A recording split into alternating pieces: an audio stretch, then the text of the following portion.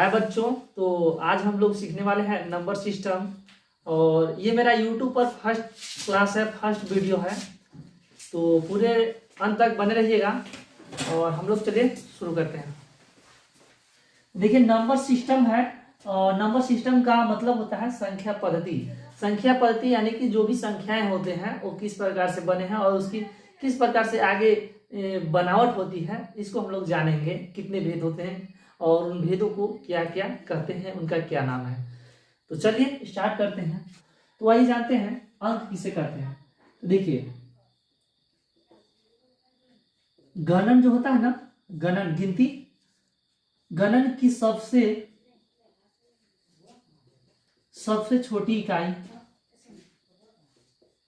को अंक कहते हैं। गणन की सबसे छोटी इकाई को अंक कहते हैं। जैसे देखेंगे हम लोग, मान लीजिए गिनती है, एग्जांपल देना चाह रहे हैं। ये मान लीजिए 105 है, तो इसमें जो सबसे छोटा इकाई क्या हो जाएगा, या तो 5 होगा, या तो 0 होगा, या तो 1 होगा, यानी कि सिर्फ एक चीज होगा छोटा इकाई। तो उस छोटा इकाई जो है 0, 1, 2, 3, 10 होते हैं इनकी संख्या, यानी कि 0 से लेकर के 9 तक। 3 के बाद जो हो जाएगा 4, 5, 6, 7, 8 और 9। तो कोई पूछे कि अंकों की संख्या कितनी होती है, तो कितना बताएंगे? 10। कितना? 10, 10 होता है ना।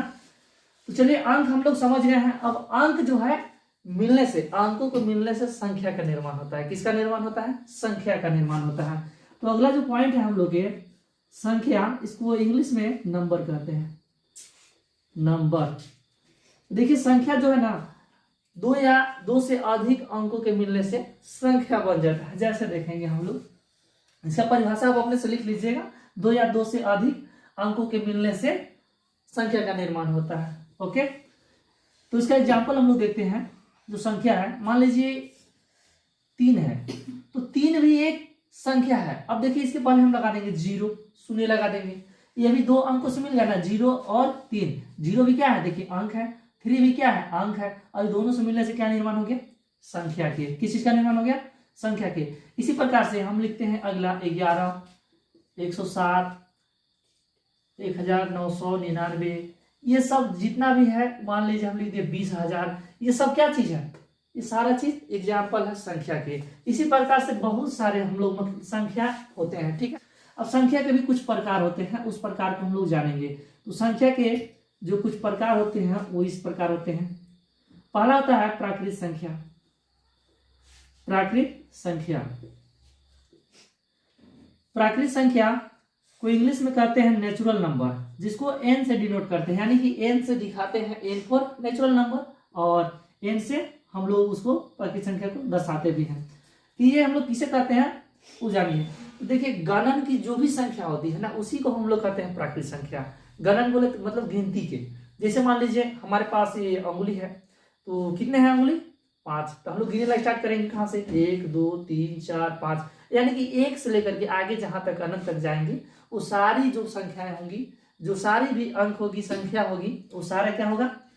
प्राकृत संख्या होगा। जैसे 1, 2, 3, 4, डॉट डॉट डॉट, इस तरह से इनफाइनाइट तक चल जाएंगे, अनंत तक चल जाएंगे। हम इसका परिभाषा लिखना चाहे तो आप लोग लिख लीजिएगा।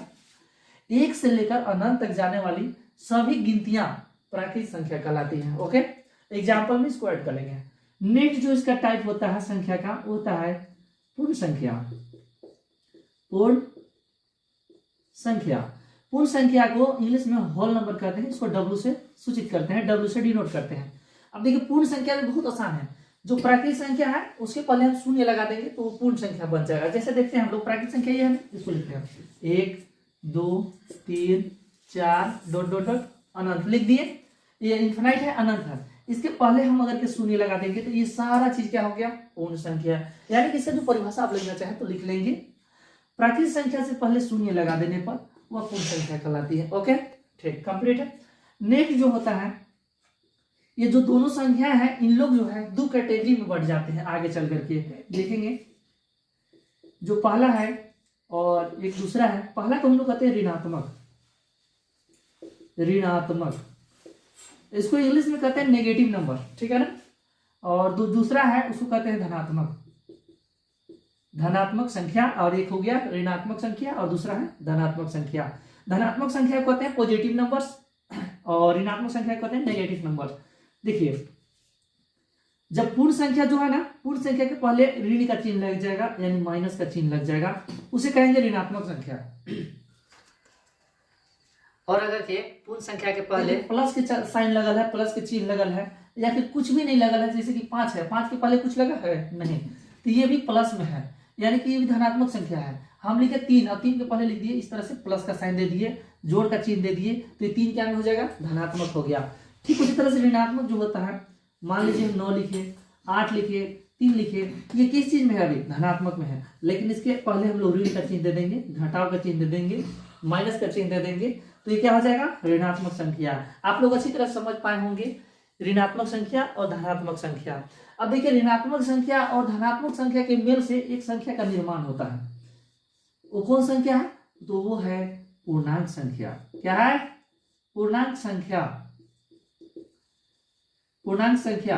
अभी देखिए क्या होता है कि सभी ऋणात्मक तथा धनात्मक, सभी ऋणात्मक यानी कि जो ऋण में है वो भी और जो धन में है वो भी, दोनों जब एक में शामिल हो जाएगा ना, उसी को कहते हैं हम लोग पूर्णांक संख्या। जैसे देखेंगे, मान लीजिए -3, -2, -1, 0, 1, 2, 3, डॉट डॉट, ये अनंत तक चला जाएगा। उसी तरह से ये ऋण में भी अनंत तक चला जाएगा। ठीक है, यानी कि जो सभी ऋणात्मक है और सभी धनात्मक है, इस सभी को एक साथ में हम लोग एक में खबर दिए या संग्रहित कर दिए, ये सारा संख्या ये सब क्या कहलाएंगे, पूर्णांक संख्या कहलाएंगे। ठीक है, ओके। परिभाषा लिखना चाहे तो आप लोग एक बार फिर से बोल दे रहे हैं, लिख लीजिए, सभी ऋणात्मक तथा धनात्मक पूर्ण संख्या के संग्रह को ही हम लोग पूर्णांक संख्या कहते हैं। ओके, ठीक। नेक्स्ट हम लोग आगे जो पढ़ने वाले हैं वो होता है सम संख्या। क्या होता है, सम संख्या। सम संख्या क्या होता है, तो सम मतलब शब्द से ही पता चल रहा है, सम मतलब होता है बराबर, यानी कि जोड़ा। क्या होता है, जोड़ा। तो सम संख्या में वैसी संख्या जो 2 से पूरा पूरा कट जाए उसे हम लोग सम संख्या कहते हैं, या 2 से विभाजित हो जाए उसे सम संख्या कहते हैं। जैसे हम 2 लिख लेंगे, इसके बाद 4 2 से कट जाएगा, 6 2 से कट जाएगा, 8 2 से कट जाएगा, इसी तरह से 72 भी 2 से कट जाएगा, 10 भी 100 भी 2 से कट जाएगा, इस तरह से 1050 भी 2 से कट जाएगा, इसी तरह से 10,500 2 भी कट जाएगा। इसी तरह से बहुत सारा संख्या है जो 2 के पढ़ना में जो कट जाएगा, वो सारा सभी संख्या क्या है, सम संख्या। यह है। अब हम लोग देखेंगे विषम संख्या। तो विषम संख्या हम लोग देखने वाले हैं, विषम संख्या। देखिए, सम संख्या के जस्ट ये उल्टा होता है विषम संख्या, यानी कि सम संख्या में क्या होता है, जो 2 से कट जाता था, और विषम संख्या में जो 2 से नहीं कटेगा। जैसे देखिएगा, हम लोग मान लीजिए 1 है ना, 2 से कटेगा नहीं, 3 है कटेगा नहीं, 5 नहीं कटेगा, 7 नहीं कटेगा। इसी तरह से जो भी संख्या, चाहे जो भी संख्या हो, मान लेते हैं हम लोग 99 ले लिए, 101 ले लिए, 10,000 1 ले लिए, ये जो है ये संख्या 2 से कटेगा नहीं, तो ये सब क्या हो जाएंगे, विषम संख्या हो जाएगी। 455 ले लिए, 4,551 ले लिए, ये सब 2 से कटेगा नहीं, तो ये सब सारी संख्या जो जो है डॉट डॉट आई कर देना, इसी तरह से। और इस तरह के जितने भी संख्याएं हैं ये सभी विषम संख्या है, ये सभी विषम संख्या है। कैसी संख्या है, विषम संख्या। आप परिभाषा लिखना चाहें तो लिख लेंगे, वैसी संख्या जो 2 से विभाजित ना हो, वैसी संख्या जो 2 से विभाजित ना हो उसे क्या कहेंगे, विषम संख्या। गुड, चलिए आगे बढ़ते हैं। आगे जो है हम लोग का वो है भाज्य संख्या। क्या है, भाज्य संख्या।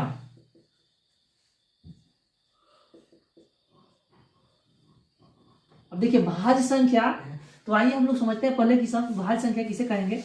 देखिए भाज्य संख्या उसे कहते हैं जो किसी न किसी के पहाड़ा से, यानी कि एक के और खुद के छोड़ करके और किसी के पहाड़ा से वो कट जाता है। समझ में आया, नहीं आया? चलिए एक बार फिर से देखते हैं एग्जाम्पल।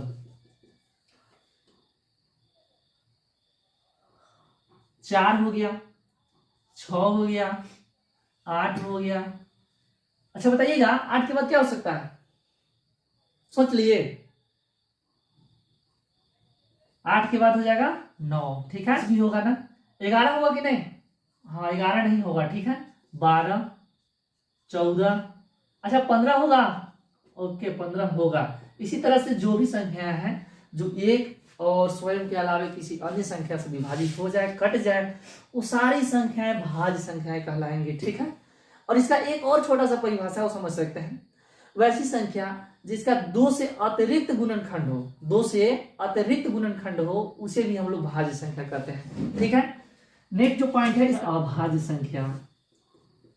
अभाज्य संख्या, अब अभाज्य संख्या को हम लोग समझते हैं क्या है अभाज्य संख्या। देखिए वैसी संख्या जिसका सिर्फ और सिर्फ 2 गुणनखंड है। कितने? सिर्फ और सिर्फ 2 गुणनखंड, एक तो वो खुद और दूसरा एक है 1, ठीक है ना। तो हम लोग जैसे देखते हैं, मान लीजिए ये 2 है, ये 2 किस किस नंबर से कटेगा, 2 किस किस के पहाड़ से विभाजित होगा, सिर्फ 2 से होगा और किससे होगा, 1 से होगा 2 बार में। इसके सिवाय और किसी से विभाजित होगा नहीं। इसको हम इस माध्यम से आपको दिखाते हैं। देखिए 2 है ना, कई बार में जाएगा, 1 बार में, यानी कि 2 है, एक से कटेगा और एक खुद से कटेगा, इसके सिवाय और किसी से विभाजित होगा नहीं। तो वैसी संख्या जो जिसका सिर्फ 2 ही गुणनखंड है, सिर्फ दो ही चीज के पाना में आता होगा, एक खुद की और एक स्वयं के, वही संख्या को ही हम लोग क्या कहते हैं अभाज्य संख्या कहते हैं। जैसे यहाँ पर 2 हो गया, अगला हम लोग 3 लेते हैं। 3 देखिए, 3 एकम 3। अब देखिए 3 का के पढ़ा में आ रहा है, एगो 3 के खुद के पढ़ा में आ रहा है और एगो 1 के पढ़ा में आ रहा है, इसके सिवा और किसी के पढ़ा में आ रहा है नहीं। तो ये क्या हो गया अभाज्य संख्या। अब मान लेते हैं हम 4 के लेते हैं।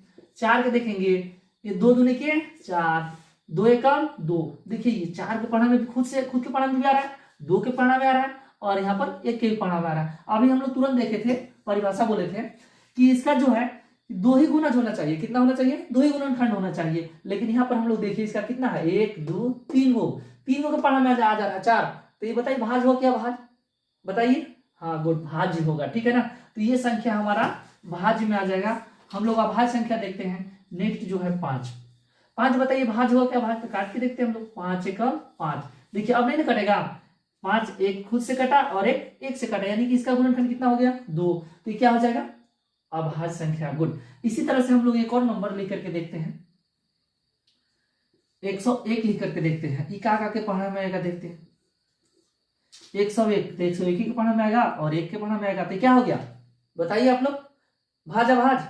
अभाज्य, क्योंकि देखिए इसका गुणनखंड भी कितना है, एगो ये और एगो ये, सिर्फ 2 गो है ना। इसी तरह से हम लोग ले लेते हैं 29 ले लिए हम लोग एग्जाम्पल में, और देखते हैं इसको काटने की कोशिश करते हैं। ये 29 से ही कटेगा और 1 बार में जाएगा, यानी कि इसका गुणनखंड कितना होंगे, एगो 29 और एक इसका गुणनखंड अधिकतम कितना हुआ 2। उसी को हम लोग क्या कहते हैं अभाज्य संख्या। यानी कि वैसी संख्या जिसका अधिकतम गुणनखंड 2 है। कितना है? सिर्फ 2 है, एक स्वयं और एक 1, ठीक है ना। वैसी संख्या जिसका गुणनखंड सिर्फ और सिर्फ 2 है। कितना है? 2। उसे हम लोग क्या कहेंगे अभाज्य संख्या। एक बार पुनः हम लोग रिपीट करते हैं, अभाज्य संख्या किसे कहेंगे ना, आप लोग लिख लीजिएगा सभी लोग परिभाषा को। वैसी संख्या जिसका अधिकतम गुणनखंडों की संख्या 2 हो, उसे क्या कहेंगे अभाज्य संख्या। नेक्स्ट अभाज्य संख्या के बाद हम लोग के जो अगला पॉइंट आता है वो है हम लोग के परिमेय संख्या। परिमेय संख्या, परिमेय संख्या, परिमेय संख्या क्या होता है? किसी भी संख्या को यदि हम उसे p बटा q के रूप में लिख देते हैं, यानी कि उसको बाटा के रूप में लिख सकते हैं, तो उसे हम लोग परिमेय संख्या कहते हैं। जैसे देखिए 5/3, इसको बाटा के रूप में लिखे है ना, तो ये क्या हो गया परिमेय संख्या। 8/7, ये बाटा के रूप में है ना, तो ये क्या हो जाएगा परिमेय संख्या। 3/5, ये क्या है बाटा के रूप में है ना, तो इसको भी हम लोग परिमेय संख्या कहेंगे। अब एक कंडीशन आता है, मान लीजिए 0/1 है, ये परिमेय संख्या होगा कि नहीं? होगा। लेकिन एक और इसका जस्ट अपोजिशन करते हैं हम लोग, 1/0 करते हैं, ये होगा कि नहीं होगा? तो ये परिमेय संख्या नहीं होगा, क्योंकि इसका अभी हम परिभाषा बोले थे जिसे p बटा q के रूप में लिख सकते हैं। लेकिन जो q है, यानी कि p बटा q के रूप में हम लोग लिख रहे हैं, तो p हमारा पूर्णांक हो सकता है, q भी पूर्णांक हो सकता है, लेकिन q बराबर नहीं हम लोग के 0 होना चाहिए, यानी q के स्थान पे हमको 0 नहीं होना चाहिए, ठीक है ना। जहां हमारा q है वहां पर 0 नहीं होना चाहिए। यदि 0 है तो उसे हम लोग अभाज्य संख्या परिमेय संख्या नहीं कहेंगे, ठीक है।